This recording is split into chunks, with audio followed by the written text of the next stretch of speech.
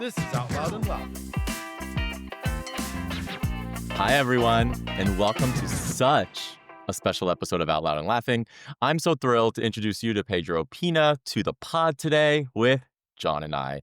He not only runs YouTube in Europe, Africa, and the Middle East, but he is also a force in the industry, our community, and my dear friend. So John and I are super excited to deep dive in with you, Pedro, across so many amazing topics. But first, just wanted to give you the space to say hi to our viewers and a little bit about yourself.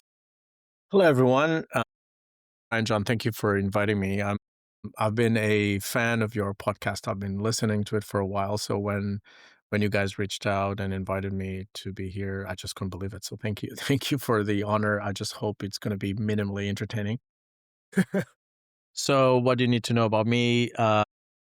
So I was born in Lisbon a long, long time ago. Let's leave it at that.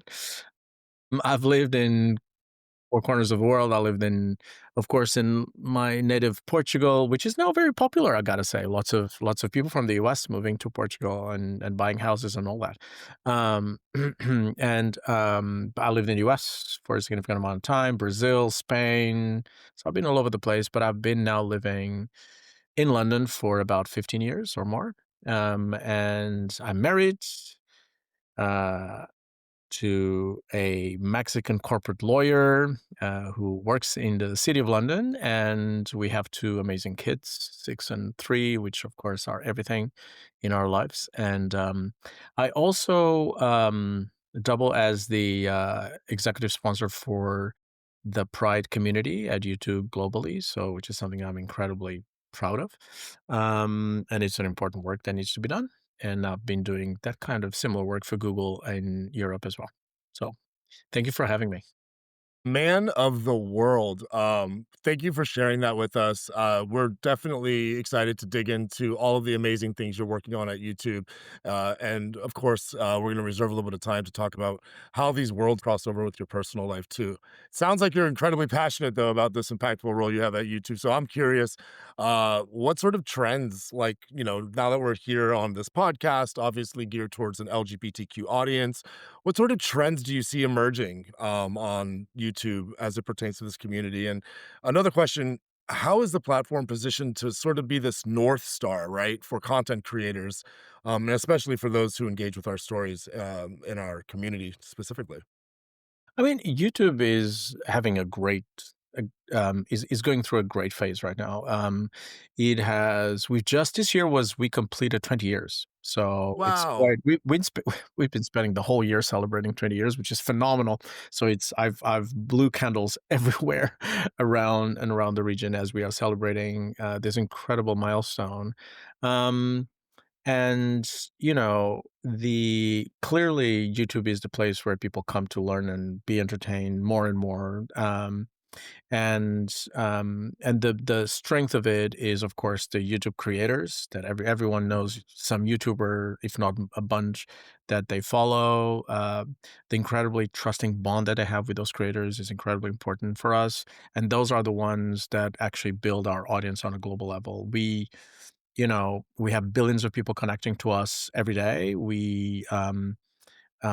And we provide entertainment in all shapes, devices, and forms across the world, uh, which is an incredible feat if you think about it. I mean, you can be walking on the street of any faraway city everywhere around the world, and you just come up with a desire to watch a video of some TV series from a long time ago. You just search it, and all of a sudden you have a high quality video being delivered on your device, regardless of the operating system, regardless of the size of your device, whether it's a tablet, if you have it on a mobile phone, regardless of the make of the YouTube of the mobile phone, your desktop in your living room, the big device in the living room is where we see some of the biggest growth around the world.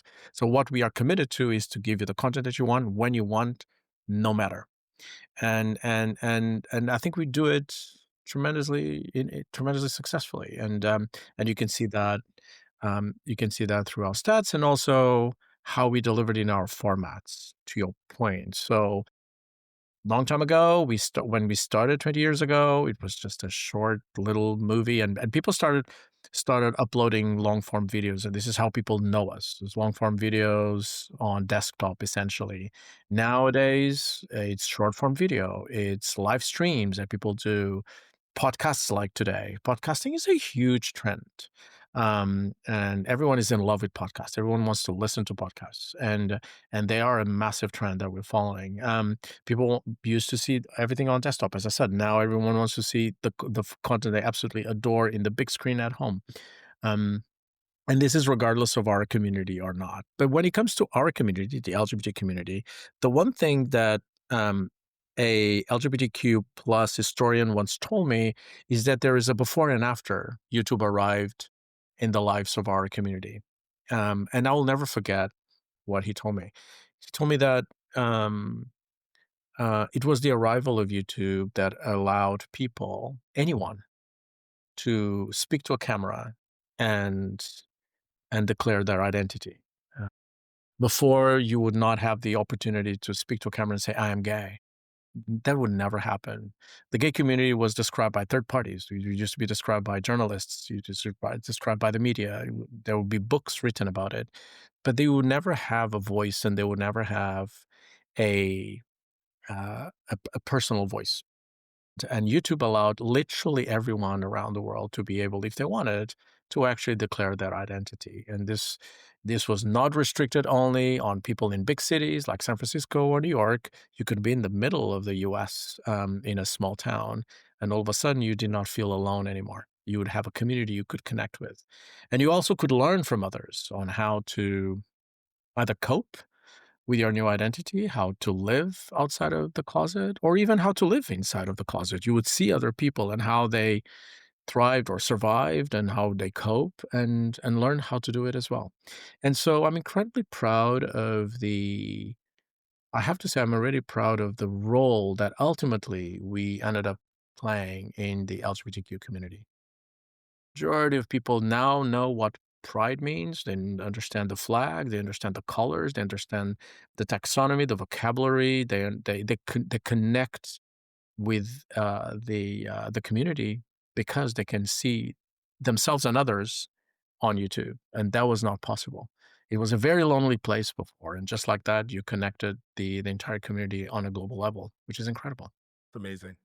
Yeah. I mean, it's also interesting because all three of us here didn't have this, and so many younger people in our communities now have an outlet to be able to see themselves, right? Where we all kind of were a little more insular. So I completely agree with the platform and everything that it's done. So thank you for sharing that. Yeah. Pedro, I know you well because I daylight during the day at Google as well. So given your leadership role at YouTube, I'm always fascinated with how you find the time to obviously do amazing things on the platform, like you just spoke about, and what this platform is doing for our community. But you also have a really good energy, and you do a lot with having a powerful voice with the LGBTQ plus community outside of work as well. How do you weave these two worlds together? I think that's one thing is who you are, and the other thing is what you do. What you do is to lead the YouTube business in Europe, Middle East, and Africa, as you said before. And what that means is my task on a daily basis is to make sure that we have a healthy ecosystem of content present on the platform, from the small kid that starts yesterday to upload its video from its bedroom all the way up to a big, broadcaster company like the BBC or ITV, or a big TV studio, or film studio, and everything in between. So that is my day-to-day job. This but a separate topic is my identity and who I am. It's not what I do, but who I am. And what a choice that I've made was being very visible about who I am, my identity. I don't believe there's anything to hide, but more importantly, I go back to the time where I was a young kid and I found out that I was gay, and I would look up and have literally no role models. And when I say role models, I'm not talking about Mm, success. I'm not talking about right.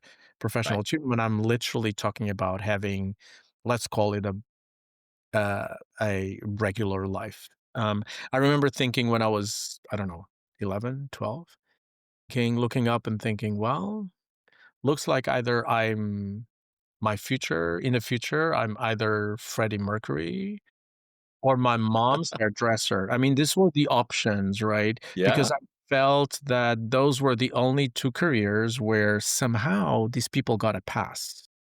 That's what I felt. You have a bunch of women going to hairdresser, to their hairdresser. Their hairdresser is visibly part of the community, and apparently that's fine.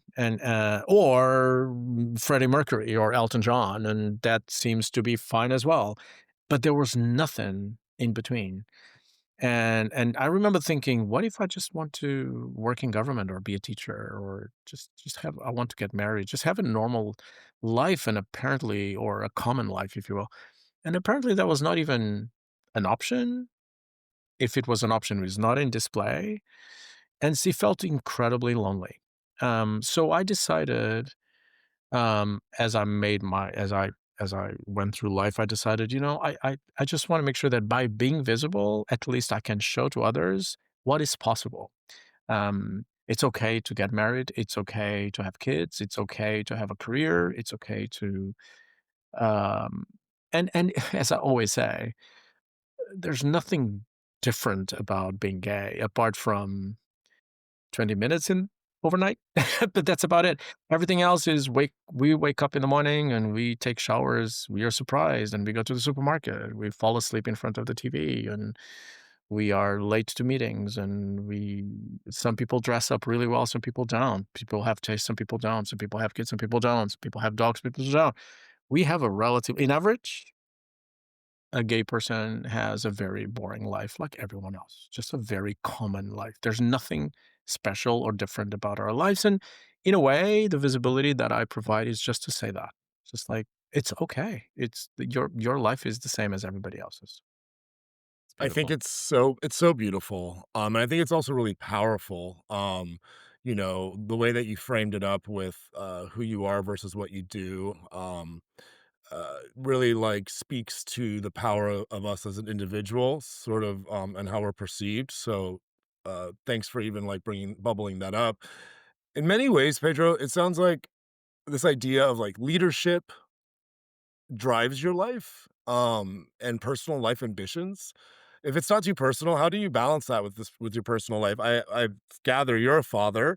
I'd love to hear a little bit more about that. Do you wanna share about your family? Sure. So if we're going to talk about identity, and if I would have to do a pyramid of identity, I'm first a father. Everything else comes after. An executive happens to be LGBT. I don't care. So the moment you become and Brian may relate to this, but Mhm. some people don't. I mean, this is by the way, this is not true for everybody.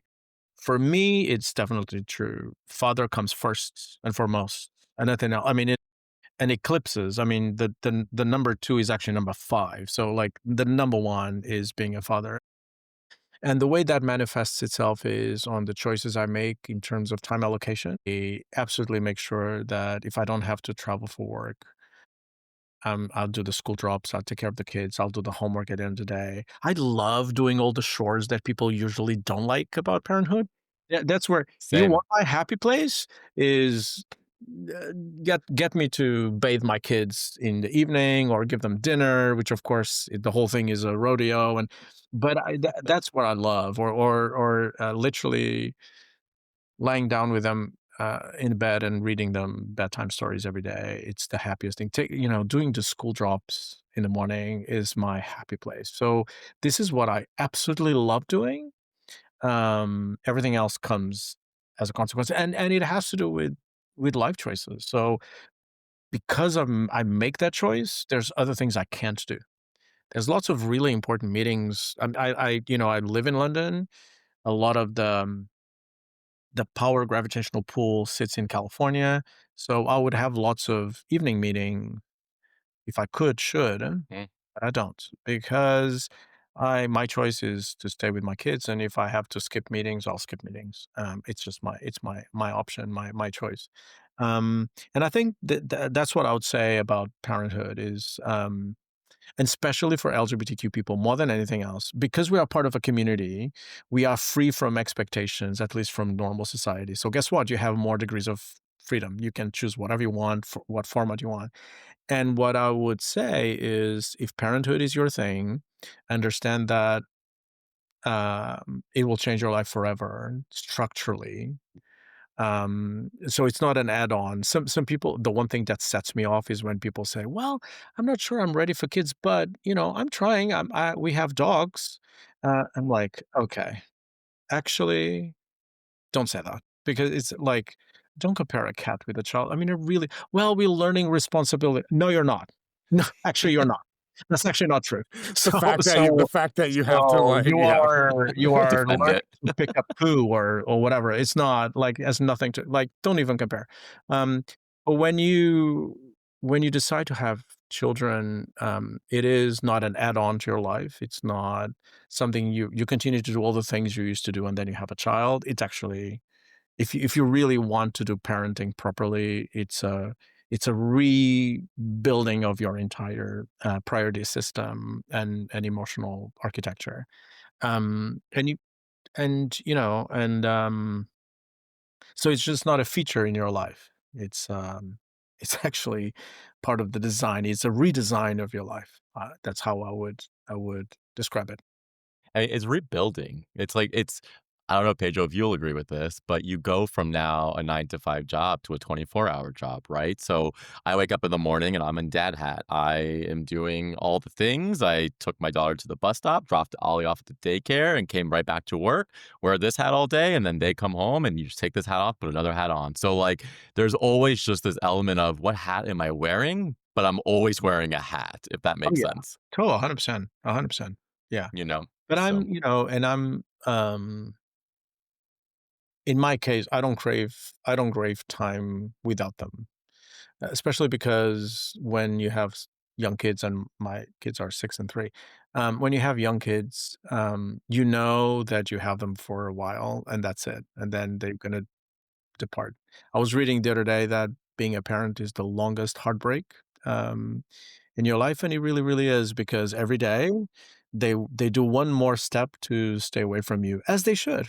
They are learning to be independent, and when you're a parent, you live in this permanent paradox of you want them to be independent, but actually you don't want them to be independent. You want them to grow, and you actually don't want them to correct. grow. You just want a moment of silence, and when you have a moment of silence, you want them to come back quickly.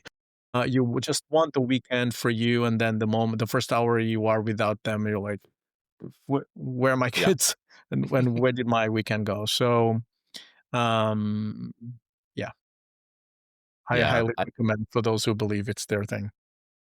I agree. It's changed my life for the better, even with all the chaos. I think the one thing that's interesting Because of the about chaos.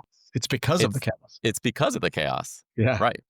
And the one thing I love about our friendship is that I feel like you and I were on similar timelines with starting our family. Kenzie's 6 and Ollie is 4.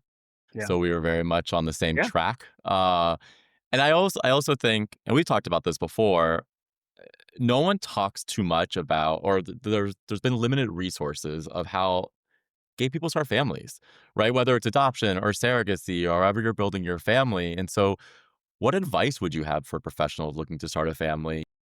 Some might feel it's a little more mechanical because, it's not as quote unquote sexy to start a family versus the emotional. So, like, what kind of advice would you give? Yeah. So I would say a few things. So the first one is if you talk to straight people, they don't think it's sexy to start a family either. Yeah. So there's nothing sexy about that. What I would say is, first of all, the first thing you need to decide is whether you want to do this alone or with a partner. And what you and your partner need to really understand is how life will change forever, how this is not just, and we also have a dog moment. This is actually changing structurally, not only your life, not only your time, not only your resources, not only your attention, but more importantly, one, the emotional structure of your life. You will love your children more than your partner, you know, spoiler alert. And this creates all sort of things inside the home.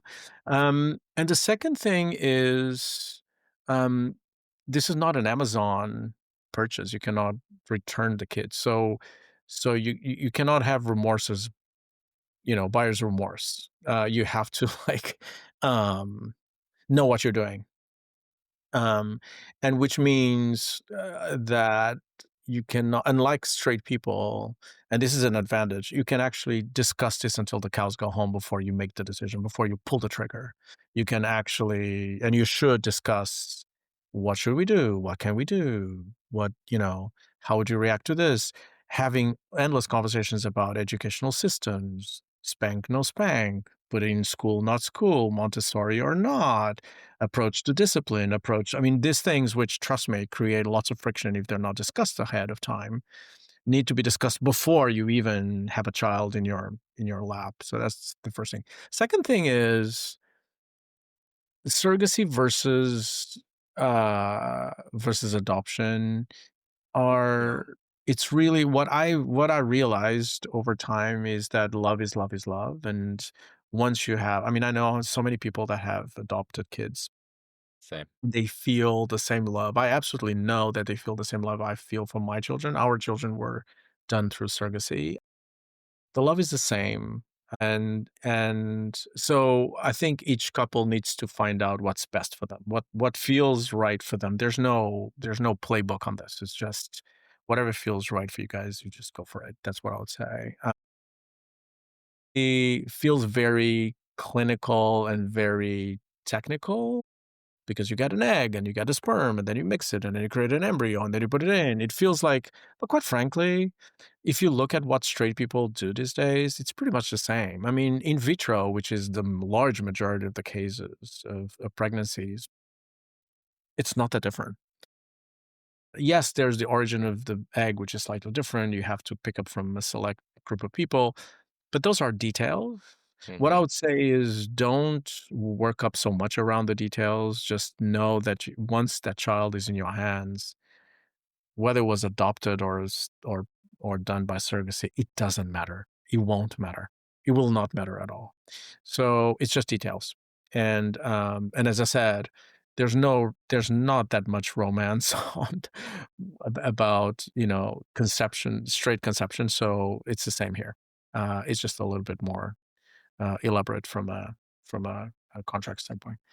Um, and then yeah, that's it. I think that's Yeah. it. Well That's the said. only thing I Well would said. consider. Does that make sense? It makes complete sense, and, I can totally relate. When I had a dog, I'm just totally kidding. I am Do not. obviously Do not. Do not I'm trigger me. Do not. I I am obviously the odd man in the room. I am childless, but I can't help but think about, what you said about, once the child is in your arms. I know the first time I met my niece and my nephew, nieces and nephews, I just know that feeling, not as a parent, but as an adult who can build that sort of connection with a child. I can only imagine. So I can't relate, but I am also interested, kind of going back. Earlier you were talking about your 11 and 12-year-old self, and you know, the days are long, but the years are short, they say. You were even also like mentioning about the kids being only home for a certain amount of time before they, find their independence. I'm curious, if you went back and, like, looked at your adolescent self, your younger self, like, what sort of things would you think you wanted to hear? What type of things that you would pass on to your children? I don't know, it's just interesting to think about those things, as a juxtaposition of a thought. Yeah, I mean, well, first of all, on your comment on being a childish man and trying to figure out if you the amount of love that you feel when you have in your nephews or your nieces with you. And I what I could tell you is that uh the the love that you feel as a parent, usually the way I say it is words have not yet been invented. And I remember when I was on the other side, so when I didn't have children, and people say, "Oh, Pedro, it's just an amazing thing," and I'm like, "Of course it is. Of course it has Right, to be," right. having no idea what I was talking about, like actually no idea. And now that you are on this side, it's hard. It's hard to explain. It's very hard to explain. Yeah, But it I is. say this to a lot of my friends, please don't, if you can, and if it's your thing, don't miss it out, because you'll be missing something that is absolutely overwhelming and just incredibly beautiful and very difficult to describe. It's very different, very, very difficult to describe. Answering your question on the 11-year-old, or if I was going to talk to myself when I'm younger, I would just say, um, that you know, don't worry about the bullies. Mm. I was bullied a lot. Don't worry about the bullies. Um, and be confident that by the time you are an adult, you'll find your path and to happiness. And I know you don't believe it now, you don't see it at all, but it is possible. Um, because at the time I certainly didn't believe it. And of course, like a lot of members of the community, I went through a phase where I was on in the closet. Of course, I dated women, of course, and I would say if I would go back, is like keep those friends, but don't date them. They are wonderful friends, but just don't. One of the hardest things about coming out, first of all, I fundamentally believe that I don't know anybody who has regretted coming out. So coming out is important. No one regrets it, as painful as it may be. But it is true that the moment you come out, you are basically declaring to a bunch of people, not your fault, but you're declaring to a bunch of people that you've been lying to them. And that is so hard. That is so hard. And it's hard on you and it's hard on the other people. So a lot of people don't have a lot of patience for parents who react badly. And I always say, I've been helping a lot of people coming out, and I said, well, you have to be patient because, they had their dreams. They were seeing you in the altar with the princess of their lives. You're not going to deliver that. So you gotta give them time to adjust. Or you just killed that son or that daughter, Absolutely. and you Mhm. are now introducing a new one, and takes time to adjust, I would say. It's not your fault, but it's not also not their fault. So give them time. Um, so this is what I would say to my young. So it's like, avoid fooling people. Just try to come out as soon as you can, because one, you're going to have lots of fun, and number two, you will have a great life. Yeah. Well said, well said. John and I wrote letters to our 12-year-old selves, and it was a beautiful moment to be able to just take a step back and almost guide your 12-year-old self on what you know today. So we Yeah, of appreciate that. course. Okay, so to wrap this up, we wanted to do a little rapid fire game, Pedro, a little more lighthearted. So we're gonna give you two options, and you're just gonna tell us which one you actually prefer. Okay, so I'll start. A wine or a cocktail? I don't drink. I love that. Perfect. A mocktail then. The mocktail, that's right. We share that in common. I love that, Pedro. So then are you gonna go espresso or cold brew? What kind of guy are you? Mm, Latte? Yum. yeah. Now, are you an early bird or a night owl? What do you think? I don't know. I was actually thinking this. I'm like, maybe he's an early bird. I I am. am. I Yeah. am. And Hmm. as a Same. parent, you have no choice, but but yes, Also that, and it's gotten almost worse. exactly. Speaking about that arrangement of your life that is like not chosen by you, I guess this is one of No, no, those just things. just give up. If you have control issues, trust me, you just need to be a parent. Control issues Yeah, go away. That's it. gone, Done. gone. That's so funny. Well, in this super digital world, are you more of like an in-person meeting guy, or do you care? Do you care if it's on a video call or not? In-person meeting. Mm, I like in-person yeah, meeting. the energy. Yeah. It's always the energy. I Connection, agree. the Mhm. connection, the unspoken words, the vibe, all those things that you cannot really pick up, you cannot really describe. And I don't know why, but somehow it doesn't come across when you're doing a video call. It just doesn't. It's not the same thing. It's harder, for sure. Are you data driven or more gut instinct? Do I have to choose? Not You sure. could be somewhere in the middle. I was thinking that same answer for me. I'm like, I'm kind of in the middle of this. Yeah, the instinct. I mean, instinct is really code for experience, right? It's just the I've seen this things around, but I like. Also, I work for a company, and you know this, Brian, that not being data driven is not a good idea for you. So Correct. you learn to find the happy middle. Answer carefully, gentlemen. Your colleagues are listening. No, I'm just kidding.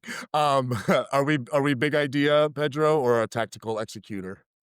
It's actually both. Yeah. My mom used to say, strategy without execution is hallucination. And it's really, really true. So, and I remember, working with L'Oreal, which is one of the companies I Hmm. admire the most, and they used to say, I met the CEO one day for a meeting, and he said, "Pedro, the execution is the strategy." And basically, what he was trying to say is, it doesn't matter how many PowerPoints or decks you put together on big ideas that you want to have. If you actually don't execute them, it doesn't really matter. And actually doing the execution very, very well is more important for your strategy than not. So big ideas won't get you anywhere alone. Love Brian, that. Brian, before you ask, I just have to say, fun fact: I use L'Oreal True Match. Oh, look at that. Good job. That's how we stay snatched My for the God, pod. you should send your invoice to L'Oreal after this call. We should. Thanks, L'Oreal. Am I a cover girl yet? All right, moving away from business, Pedro. Scruff or no scruff? Scruff. Yeah, I agree. Yeah. Manliness. Yes. Are you going up to the mountains for vacation, or are we finding our feet in the sand at the beach? Beach, beach, beach, beach, Mm. beach. Always beach. Yeah. Answer this carefully, Pedro. Music or podcast? Ooh, I don't have to choose. Correct. The choice has been painfully books or podcasts. Mm, And I'm not happy with it. I don't know how to fix it, to be honest. But podcasting killed my reading. And same. I'm very unhappy about that. This has to do with the amount of time that you have available per day. And somehow podcasts took over what reading used to be. So I used to buy piles and piles of books and, going into the Barnes and Noble of the world and just going around and come back with 15 books, so half Yeah. of which you would never read, but some of them you would. And that doesn't exist anymore. It's a shame. But podcasting took over completely. So I follow religiously, I don't know, 20 podcasts maybe. And so, All right, we're gonna wrap it up with this last question, but I just have to say I love your rebellious spirit on this game. We've never had anybody say, "I'm choosing both," and I'm here for all of it, and I think it just well, welcome I to agree. the life of, it it's super coincides with your leadership and how your inner strength that you have. I love it. With that being said, here's the last one that I'm throwing up to you. You're from Lisbon. Your husband works in London, has mixed descent. London or Lisbon? Where do we land? I work. We live in London. London is home. We'll Yes. never forever be home. This is where we're going to be. But we go frequently to Lisbon every Mm. 6 weeks or something. We go there because we have a beautiful house by the beach. Kids love it, and it's our second home. Are you guys down south by the Algarve? No, it's No, okay, closer to different. Lisbon. Yeah, Beautiful. I love Lisbon. Anyway, yeah. Brian, I'm gonna let you wrap it up. Are you Oh, thinking about moving to Portugal like everyone else? Because apparently you people are It's descending on. true. It is. I've looked into a T9 visa. I'm not gonna lie. Of course you did. Oh my God. It was so funny because, some years ago, I used to go to meetings and, the classic, in front of a bunch of executives from I don't know whom. And I'll say, "Hi, my name is Pedro. I'm from Portugal." And people would be like, "Portugal?" I'm Hmm. like, "Yeah, Lisbon." Oh, and sometimes I would have one person that said, "Yeah, I've been there like 10 years ago," or something. These days it's like, "Oh, I have a house there," or I just became Portuguese. I just got my passport. Like literally, It's on the every map. it's just On the map. unbelievable. Anyway, Yeah, it's true. Well, Pedro, thank you for your time. thank It was you. such a good conversation. We loved having you on. We appreciate it. Well, I wish you the best of luck. Your podcast is amazing. He's doing a ton for our community, so thank you for that. Much needed voices were required. I absolutely love your episode with Brian, who I follow as well on other Brian without the Yeah, other. Brian Dr. Brian. Dr. Yeah, Brian and Spitolnik, yes. exactly. And wishing you the best for your podcast. I don't know. Thanks, Continue. Pedro. It's great work. It's needed. So thank you. Awesome. Thank Thank you. We'll talk to you soon. Bye-bye. Bye. This was Out Loud and Laughing. We're available everywhere you get your podcasts. Spotify, Apple, YouTube, iHeart, or wherever.